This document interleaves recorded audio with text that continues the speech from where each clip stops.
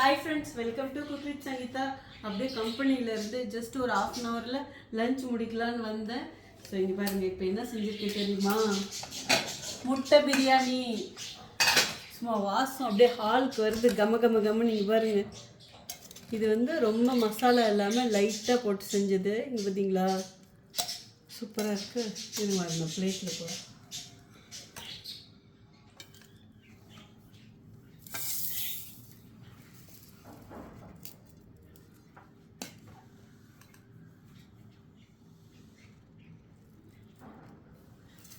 எப்படி இருக்குது பார்த்தீங்களா? இது எப்படி செஞ்சேங்கிறத சொல்கிறேன். ஸோ இது எப்படி செஞ்சேன்னு பார்த்தீங்கன்னா, நம்ம பிரியாணி மசாலா வச்சு செஞ்சது. சூப்பராக இருக்கும். ரொம்ப லைட்டாக, எப்பயுமே நம்ம வந்து சிக்கன் பிரியாணி, மட்டன் பிரியாணிக்கெலாம் கொஞ்சம் மசாலா நிறையா போடுவோம். இது வந்து 1/2 கிலோ அரிசிக்கு வந்து 3 டீஸ்பூன் தான் போட்டேன்.